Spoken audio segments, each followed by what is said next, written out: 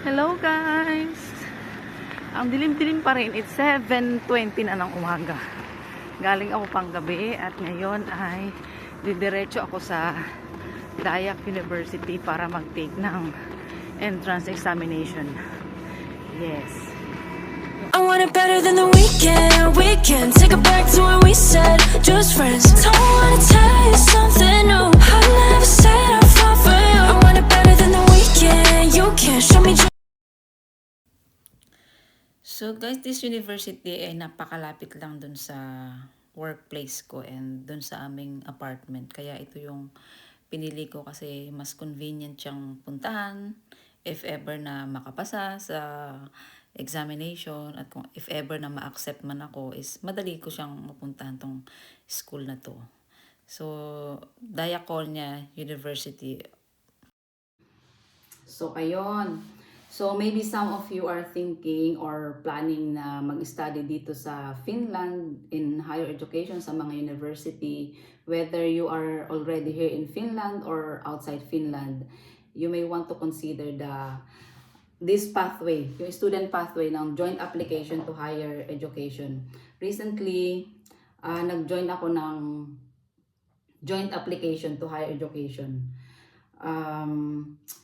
Yung joint application, ito yung procedure ng Finnish Education Institution na ginagamit nila para sila ay yung pumili ng mga students, new students. Ito yung ginagamit nila when selecting new students to higher education. Whether you are here in Finland or outside Finland, ang difference lang is they will conduct it in online, tapos merong kang babayaran kapag ikaw ay outside Finland. May 100 euro ka na babayaran. Pero if you are here already in Finland at merong kang residence type A na permit, ikaw ay free. Free din ang iyong study. Tapos kung ikaw naman ay outside Finland, yun nga, may babayaran ka. Pati tuition fee may babayaran ka rin na around 9,000 to 11,000 euro per academic year. So yung joint application to higher education, meron silang dalawang kinakandak yearly. So, the one na nag-join ako was last January. Yung January na yun, yung January period niya is from January 8 to 2020, January 8 to 2022. 8 to 22. Yun yung application period. Nag-send ako ng intentions ko na mag-take ng exam na gusto ko mag-aral, ganon. Tapos, yung next naman will be on September 1 to 11. So, kung makakapasa ka nitong January, ang start ng klase is on August.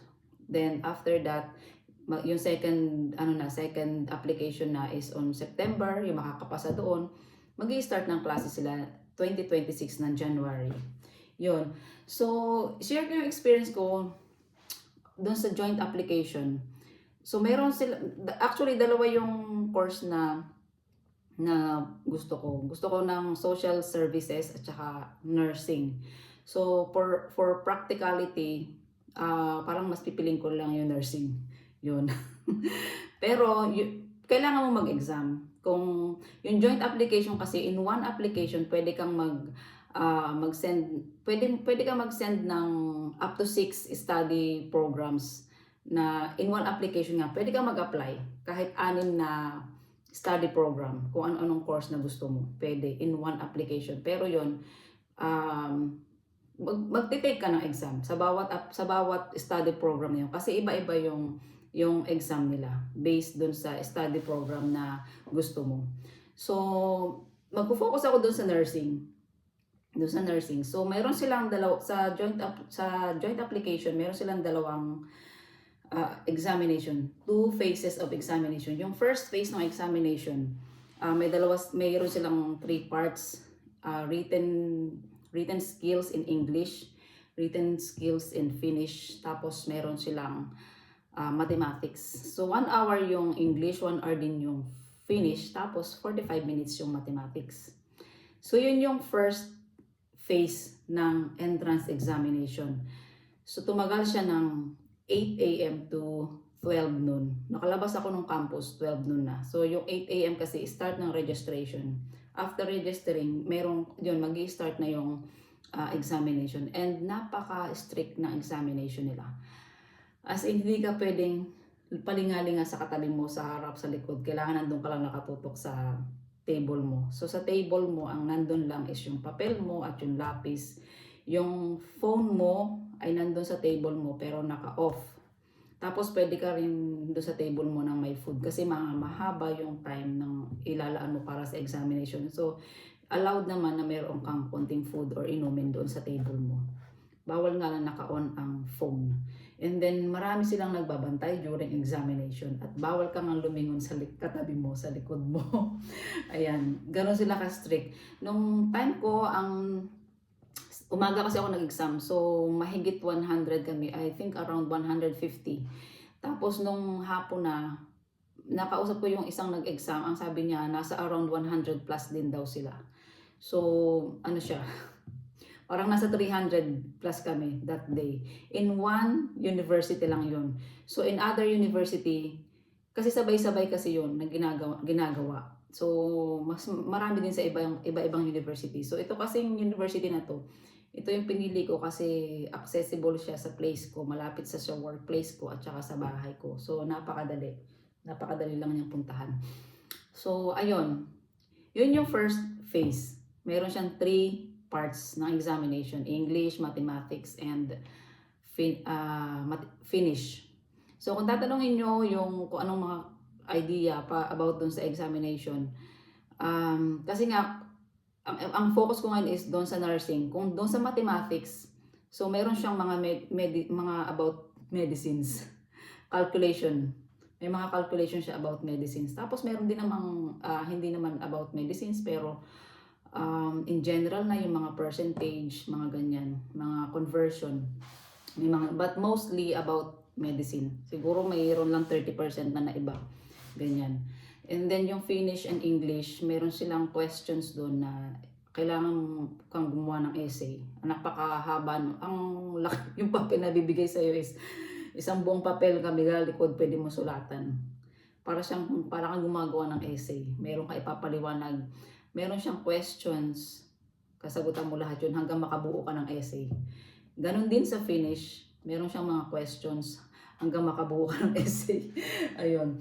Tapos aside doon sa written skills, doon sa Finnish, meron siyang additional na para siyang mayroong story. Babasahin mo yung story tapos may mga questions, isasagutan mo yun. So yun yung difference. Yung English kasi wala, puro siya written, ganyan. Tapos yun, kung makakapasa ka dun sa first phase ng entrance exam, makaka-receive ka ng invitation for second phase ng entrance examination.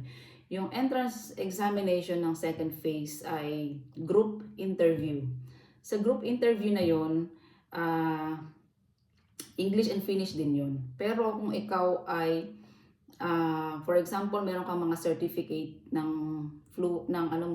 competency mo in Finnish language. Like, for example, natapos ako ng practical nursing dito sa Finland. So, yung mga diploma ko is enough na to parang i-prove mo yung Finnish competency mo.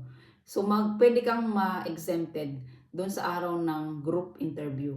Kasi nung na-invite nga ako kasi nakapasa ako doon sa first phase ng entrance exam. So nakalagay doon is exempted ako for Finnish interview. So English lang yung kinandak sa akin. So sa group interview, mayroong 3 to 4 persons in a group. And then may 2 evaluators. Yun. Tapos meron silang ipa-flash sa screen na questions, na topic.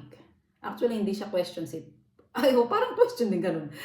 Basta meron siyang topic doon, tapos may follow-up questions doon sa ano. Tapos, iyon yung i-debate nyo. Parang kayong nag-debate, kayong 4. Within 10 or 15 minutes. Parang 10 minutes lang. So, each one of us, meron lang kami noon na 2 minutes to speak.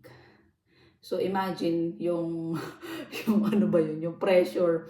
Naka-flash doon yung questions, yung topic. Tapos, gumagana na yung utak mo. Tapos, pag nag-time start na yun, meron ko lang 2 minutes para magsalita. Ayun. So, kung alam mo yung topic at confident ka dun sa topic, alam mo yung isasagot mo, pwede kang mauna.